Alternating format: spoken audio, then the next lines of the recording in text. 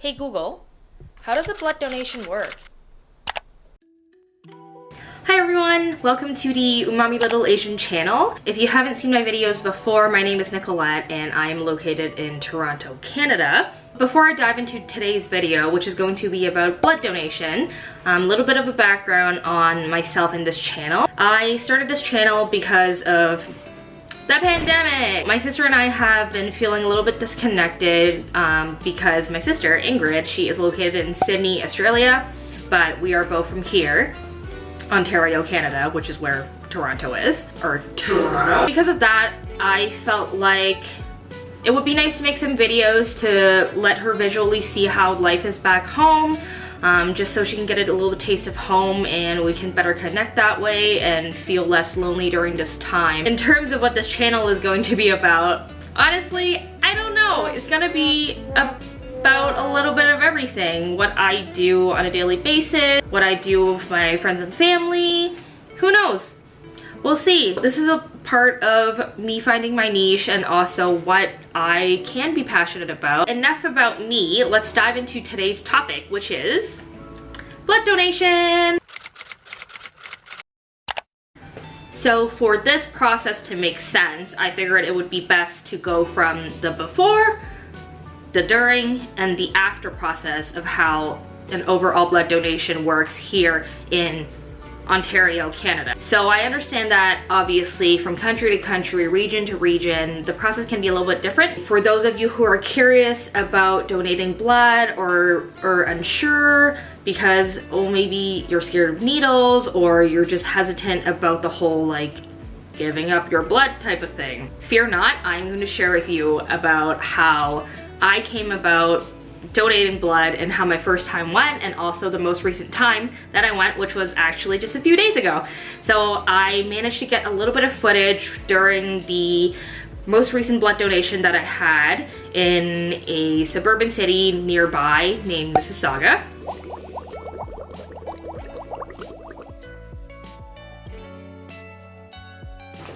So before I dive into the before process, just a little disclaimer. I am in no way an expert, I would say, but just somebody who has done enough blood donations that I feel comfortable sharing about my experience and hopefully encouraging some of you who are thinking about it or had no idea that you might even want to donate to actually go and donate. The first factor that you have to consider before you actually donate is eligibility. Not everyone is eligible, so it really depends on what your country, their guidelines are and what their requirements are. So for me personally, a little bit of a background on when I first tried to donate. I think I was around 21 years old, and at the time I was not heavy enough at my height to be allowed to donate. So for here in Ontario, when you are at the age of 23 or younger, you have to meet a certain height versus weight requirement. So at the time, I think I was obviously 5'2" because I haven't grown since grade 9. That's cool. I was not heavy enough. I think I had it to be around 129 pounds and I was a few pounds off of that, so I was not able to donate. In all fairness, whether you are a 120-pound female versus if you were a 200-pound 6'3" male, they are taking the same amount of blood from you. Keep that in mind if you are under the age of 23, specifically here in Ontario, Canada. I think that goes countrywide as well, that if you're under age 23, do check about the weight versus height requirement first before you head to a blood donation clinic. Once you are hitting age 23, you are absolutely eligible for the most part. Other than that, there are other factors to be considered as well, depending on your past travel history, depending on the medication you take, any dental work you've done. There are a lot of different factors to be considered, but the best way to tell if you are able to donate is definitely visit the Canadian Blood Services website. They do have an eligibility test that you can take, and that is easy peasy. Takes just a few minutes to go through, and that can determine if you are able to donate. So I can link that down in the description box below if you are interested in checking out if you're eligible, and you can go from there. Once you're eligible, I would highly recommend, depending on the region you are in, to make an appointment in advance. Specifically here in Canada, you have to make an appointment and you cannot walk in to do a blood donation. The reason being is COVID-19. So since COVID-19 has been in our lives, they have changed the procedures that you do have to make a appointment in order to make a blood donation. They used to take walk-ins, but that is no longer the case, of course, for the safety of all the staff on site, as well as for those who do go in to donate blood. In terms of preparing for my blood donation appointment, I prepare about 24 hours in advance in order to have a good experience donating blood. What I mean is you drink a lot of water. And by a lot of water, I mean a lot. Like, do not stop hydrating. If you think you drank enough water, no, keep drinking water because you need it. I've had experiences in the first maybe 2 to 3 times that I donated that I didn't drink enough water and went to donate, and I ended up feeling lightheaded right after I donate. That is not a nice time. It's not a fun time. What is a fun time is if you drink enough water. Aside from drinking water, obviously you have to eat well. This means, of course, usually eating well and regular is fine, but especially within 1 to 2 hours before you actually donate blood, make sure you have a healthy meal, try to avoid fried foods, and make sure that there is enough sodium intake as well as water intake before your donation. Aside from that, I also, this is optional, and I know some other people will do something similar, but maybe push-ups or something instead. But for my most recent blood donation, I actually went for a 20-minute walk beforehand to get my blood circulation going, and I've noticed that if I do some light exercise before I donate blood, it actually helps with my blood donation time. I'm not sure if this is proven, but it has been working really well for me to do a little bit of like exercise, let's say yoga or some walking. Doing that has helped me a lot, but it is a big no to do weightlifting or any exercise that is very strenuous before or after your blood donation. Another thing to keep in mind is avoid caffeine before or after your blood donation. It's like drinking coffee on an empty stomach and you get the shakes, except you're so low on blood, it affects you even more. So don't drink caffeine. And without further ado, we will go into the footage that I was able to capture this past weekend at my most recent blood donation experience. Unfortunately, because of me basically not being able to use one arm during the process and their restrictions on filming, I was really only able to film myself and not really people around me, in respect to their privacy and just making their process as smooth as possible. We'll go into that and I will try to explain as best as I can how everything really went down.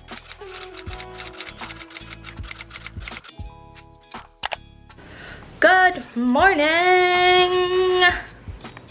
We have our blood donation appointment at around 11-ish, right? Yeah. So we're gonna go do that today and I'm gonna try and film the process. Just wanted to share the experience and the process with everyone to encourage people to donate blood, especially right now during COVID. It's actually still very much in need. Take you guys through the process to see how it is, just in case if you're wondering what the process is like or if you're afraid of needles. Oh my god, I almost said noodles. Afraid of needles, or I guess arm needles, just to show you guys that it's really not that scary and it's a really, really awesome experience and thing to do to help other people. So let's go do that and we'll see you guys there.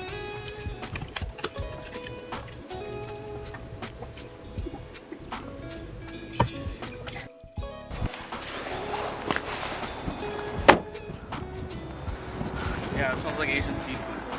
Right? You think it's Fungi Queen? Probably. Maybe.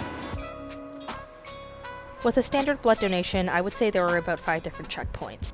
The first checkpoint when you go to the clinic would be to pre-screen. So before you head into the clinic, you do have to make sure that the pre-screen area isn't too full. At this specific location, they only allow 3 people in the pre-screen area due to COVID concerns, of course. Once you do enter the pre-screen area, you do have to read an info sheet that has some questions on your personal travel history, any COVID symptoms, etc. Once you have reviewed the info sheet, you move on to the pre-screen kiosk where they will take your temperature and have it written down for you. You'll need to hold on to that slip of paper with your temperature written on it because you will need it later on. You will also be given a new mask regardless if you are wearing a new and clean mask or not. And that brings us to our next checkpoint, which is the check-in. Every time you donate, you do have to redo the eligibility test. So the morning of my donation, they emailed me a QPass questionnaire, which is essentially the eligibility test. During this check-in point, they do have a tablet kiosk where you are able to scan your donor card just to check in your identity, as well as scan your QPass code to verify your eligibility. Once you are all checked in with your donor card and your QPass, the machine will prompt a new date for you to book your next appointment, which is really handy, I find. Once you have completed the pre-screen and the check-in point, the staff will direct you to move to the first waiting area where you will wait to meet with a nurse. It is mandatory for all donors, whether you're new or old, to read this information sheet on implications on blood donation and other useful information as well. Once you finish reading that information sheet, you'll be called in to meet with a nurse who will check your hemoglobin levels to make sure you are not low on iron. During this process, they'll also double check your personal information, such as your contact information and your address. You will also need to sign a form where you agree that you have answered truthfully about your eligibility on the day of your donation. So once all of that is done, the nurse will label these pouches where your blood will be stored with your information barcode on it. You'll take these pouches with you to move on to the next waiting area.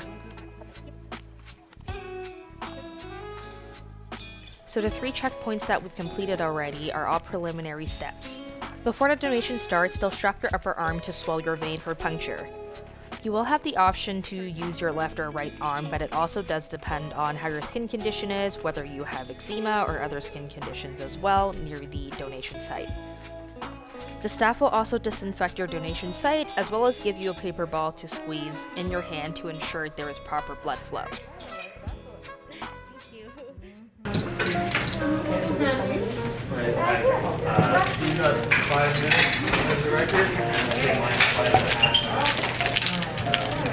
That's my boyfriend. He's trying to compete with me, Oh yeah. but I still beat him. Yeah. Both of you. This happens every time. Oh yeah. What's my time? What's my time? I think it's 7 minutes. Yeah. I'm gonna beat you. I was gonna say, you know, if you tell us in advance, there's stuff we could do. I've got a team on my side. You shouldn't have told us your time. Now we can beat that time. If you are sensitive to needles, I would recommend you looking away for the next 10 seconds because that needle is about to go in. So the nurse will be pressing on your arm for the largest vein to puncture through, just so the blood can flow properly. For me, the puncture feels more like a hard pinch and doesn't really hurt at all. You look like a fast one.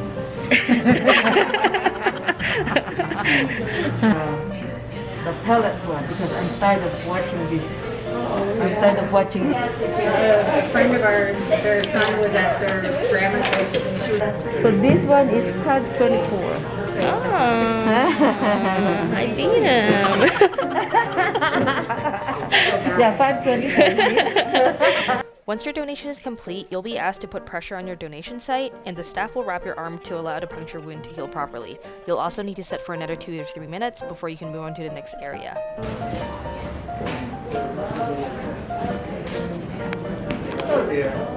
My favorite part of this experience. Just kidding, instead of giving blood part. Please. I'll cut the Cheetos and the orange juice. Thank you.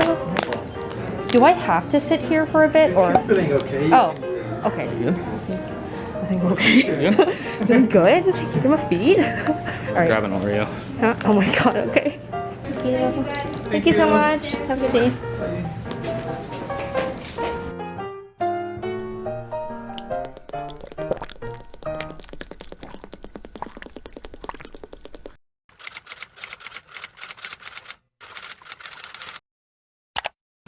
So I hope that footage just now about the actual process of going into a clinic physically and going through the process was helpful, and that you were able to kind of get a sense of how things would go if you were to go yourself. And in terms of the healing process of where the donation site is, I can show you right now actually. I donated on Saturday in the morning. Right now it is Wednesday in the afternoon. Quick close-up of where the donation site is. I can't even tell. So this here where my nail is pointing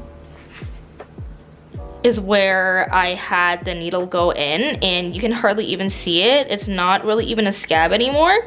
You do get some scarring from the donation. As you can see, there are multiple little dots all around this area, which is where I usually donate blood. You will experience a little bit of scarring, but because it is such a small dot that I don't think it matters for me, and I don't care that it's there. One of my friends, Winnie, hi Winnie, if you're watching this, she actually had quite a few questions for somebody like her who has never donated blood before but is interested in the process.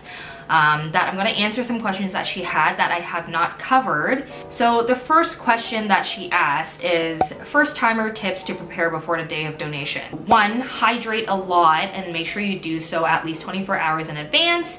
2, make sure you eat well and enough at least 1 to 2 hours before your donation, and overall just eat well. 3, don't work out or drink caffeine before or after your donation. Those are the 3 main things that I would recommend for first-time donors to be wary of and to prepare for really well. So another question that she had is common effects you might feel afterwards. If you prepare enough, you most likely won't feel these after effects. But let's say, of course, everyone's body is different and your lifestyle is different. Some common effects that you might feel afterwards of your donation is some soreness in your arm. You might have a little bit of bruising near your donation site. You might feel lightheaded depending on how much you've eaten, how much water you've drank before to prepare. So those are some common after effects that you might feel depending on how you've prepared yourself for the donation. And another question she had is the best way to rejuvenate yourself after donating blood. Every time after I donate blood, I again drink a lot of water. Another thing that is really good to have is have a energy drink. I don't mean like Monster or whatever, but something like Gatorade that has electrolytes and also water in it. Those help with blood donation afterwards as well. I also find that eating soupy foods help a lot. So think of it as like if you were hungover, what would you eat or drink? That's what you should eat or drink after you donate blood, because I find that the feeling's very similar. So things like ramen or pho, I love having that type of food where it has a good amount of sodium but also really brothy and full of water. That helps me replenish and feel re-energized after donating blood.